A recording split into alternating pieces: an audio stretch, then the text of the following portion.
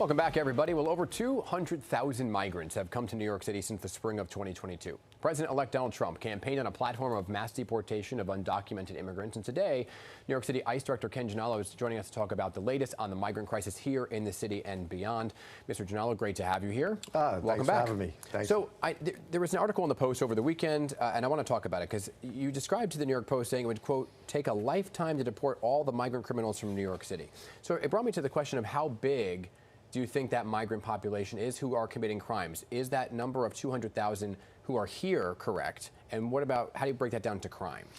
Well, basically, I mean, that statement was made for multiple reasons. And the first reason was to show the dangers of the sanctuary city policies. And what I mean by that is, obviously, back in the time when we had a unit in Rikers Island, we would literally have about hundreds of non-citizens turned over to our staff on a monthly basis. So if you times that by a year, that's about 1,200 individuals that would come into our custody that have no longer been coming into our custody for about the past 10 years. So obviously we can do the math on that. Well, let's do the math, right? Okay. So when you look at, right, are you saying, I know you're not going to give an actual number, are you saying it's hundreds, if not thousands of people right now who you believe are migrants and have committed crimes? Well, basically what I did is after the article with the New York Post, I had my staff run the numbers and checked it through our databases with HQ.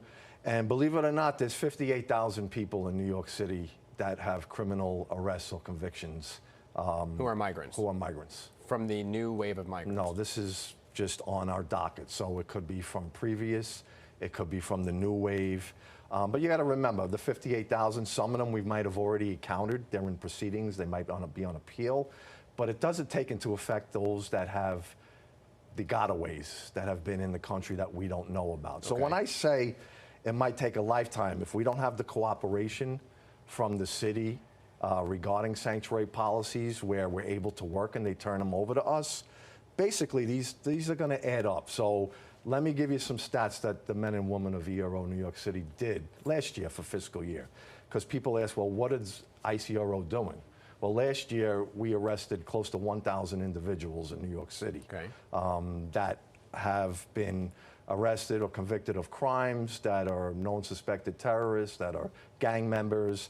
So they're out every day in the field. So if we arrest 1,000 a year. But not necessarily migrants. These are all migrants. Who came in recently? Well, they're all migrants, whether they came in recent or they've been here for a couple of years. Because, you know, you were talking about this has gone on for several years now with the, you know, the crisis at the southwest border and the recent entrants coming in. But if we're arresting 1,000 individuals a year and the city is releasing close to 1,000, maybe 1,200 a year, you see where I'm going with the math here. All right, so what we need to do is, obviously, we want the cooperation with the sanctuary cities. And you know it's been out there, and there's a lot of talk now with the incoming administration. You're starting to see mayors and governors from different areas saying they're not going to cooperate. So what I want to show them is that, all right, well, this is the amount of people that have a criminal background that you're releasing back into your community. So hold on, let me break that down. So when you say criminal background, are we talking the worst of the worst violent crime? Are we talking petty crime? What is criminal your definition? Background? But what is your definition of that? Anyone that has been arrested or convicted of a crime. All right, I don't have the breakdown of each specific crime. Like I said, I just recently ran the numbers from the article. But the fact is that there's criminals out on the street, and if people are going to say they're not going to cooperate with the new administration and just release them back into their communities, I don't understand how they think that it keeps their communities safe when they're doing that. So you have also said you need more resources to focus on the worst of the worst, right? So your office has what, like 400 plus? Basically, 400 includes my support staff. We have about 325 officers. Of which, unfortunately, during the past administration, because of budget cuts, you know, from Congress, we've been down 30% in my office's staff. So we also had to reorganize our organic posture to tackle the reporting at the office from the southwest border. So you see moving pieces, but even though we did that, I still ensured we have a cadre of staff out in the field protecting the community. And the fact is that I was able to make, or not me personally, but my staff, almost 1,000 arrests with that amount of staff missing is a testament to the men and women of ERO New York City. If mass deportations do happen under President-elect Trump's time in office, how would that impact the city as a sanctuary city?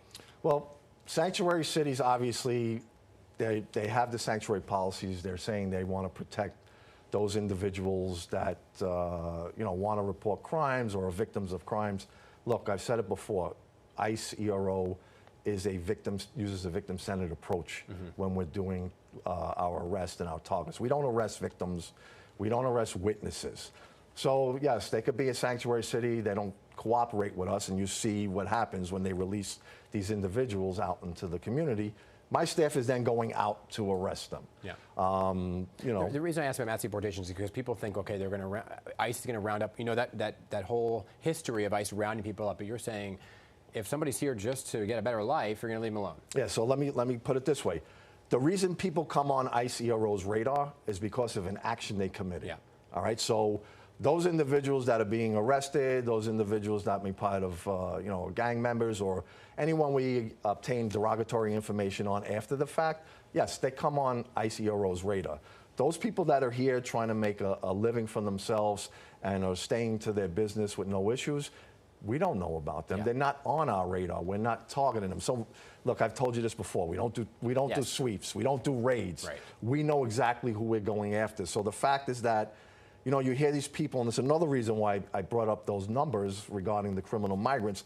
Oh, what is ICE going to do when it arrests all the criminals in 2 to 3 months? So I don't know what planet those people live on, but obviously you see the magnitude of the issue that we have right now. I got to leave it there because I'm out of time. I appreciate you always coming back, Mr. Ginali. You're welcome back anytime, okay?